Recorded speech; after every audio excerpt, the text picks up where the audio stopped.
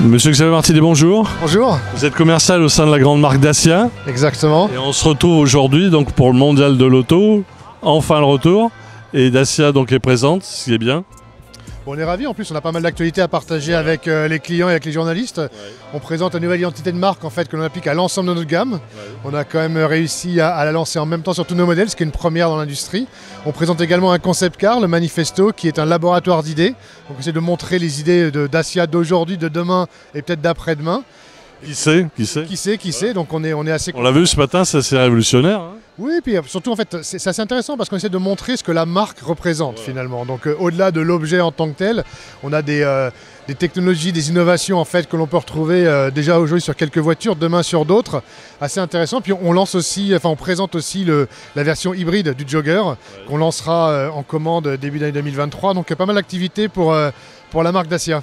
Alors là, on est devant un modèle iconique, hein, c'est le Duster, donc qui est un petit peu relooké. Oui, le Duster, c'est un peu une icône, c'est un peu la légende en fait de Dacia. Hein. C'est avec le Duster que la marque Dacia... C'est votre ADN. Hein. Oui, exactement. Donc on a présenté une version peinture mat en fait, qui sera commercialisée dans... Courant 2023, on ouvrira les commandes en France fin 2022. Donc l'idée, encore une fois, c'est faire vivre la légende, l'icône Duster avec une... Livraison au printemps 2023 ? Livraison courant 2023, on précisera tout ça dans quelques semaines, dans quelques mois. Et l'idée, encore une fois, c'est faire vivre la légende. Le Duster, c'est quand même l'ADN de Dacia, comme vous disiez. C'est le modèle qui a fait sortir Dacia de son périmètre très low cost au début, qui a apporté une nouvelle type de clientèle finalement à la marque. Et puis qui continue à très bien se porter. La voiture qui a été relookée l'an dernier avec la phase 2, la boîte automatique, le moteur 150 chevaux qui sont arrivés. On est en progression sur le vente de Duster cette année, on continue. Ça reste vraiment le cœur de l'âme de Dacia. Il y a un bon look avec cette peinture, hein, comme ça. Oui, on montre que Dacia s'est évolué avec son temps. Le temps du low cost est derrière nous. On est vraiment aujourd'hui sur le meilleur rapport qualité-prix-équipe. Vous allez de l'avant. Hein. Exactement, on essaie de toujours montrer que Dacia sait se réinventer sans se trahir, sans renier ce qui a fait notre force. On veut rester la marque la plus abordable avec le meilleur rapport qualité-prix-équipement, mais on est quand même capable de redéfinir finalement l'essentiel de la mobilité automobile et on est assez fiers de ça. Alors, dans toutes ces révolutions, il y a quand même quelque chose de taille, c'est le changement du logo. Ça fait beaucoup parler. Oui, mais en même temps, c'est un symbole en fait qui montre que la marque est en train d'évoluer. On l'a fait sur toutes les voitures en même temps, j'insiste, parce qu'on est la première marque à renouveler le logo, les couleurs, l'identité visuelle finalement sur tous nos modèles au même moment.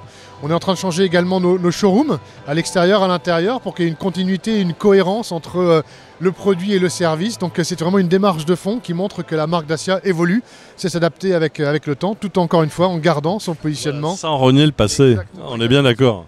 On sait d'où on vient, on veut garder notre force tout en développant une valeur qui va au-delà de l'argument purement rationnel. Historiquement, quel que soit le marché, quel que soit le segment, les deux principales raisons d'achat, c'est le prix et le design. On est connu sur le prix, on est en train de montrer qu'on peut design, hein. Exactement avoir des véhicules attractifs sur l'ensemble de nos segments. Vous êtes en train de gagner votre pari là, c'était un challenge mais vous l'avez réussi là. Les clients nous le diront, c'est vrai qu'on est assez content des résultats qu'on a cette année sur un marché européen qui est en perte de 10%, Dacia progresse d'environ 10%. Donc on continue à progresser en part de marché. Mais encore une fois, on ne recherche pas le gain de la part de marché en input, on veut que ce soit finalement le résultat d'un travail bien fait avec les clients qui nous décernent les bons points et qui finalement achètent la marque Dacia de plus en plus. Donc c'est vrai qu'on est assez content, on confirme notre place de troisième marque la plus vendue à particulier en Europe. Il y a quelques années, qui aurait dit que Dacia pourrait monter sur le podium particulier en Europe et on y est. Et on le confirme, on avait 6,2% de part de marché à particulier l'an dernier. À la fin du mois d'août, on a 7,5% de part de marché à particulier. Donc énorme, hein, énorme. On est assez content de ça. Et encore une fois, je pense que c'est le travail de toute une équipe. On arrive à sans arrêt renouveler la marque Dacia sans se renier, sans se défaire de ce qui a fait finalement le positionnement attractif de la marque au fil des années. Donc c'est plutôt une grande satisfaction. Et vos objectifs pour 2023 ?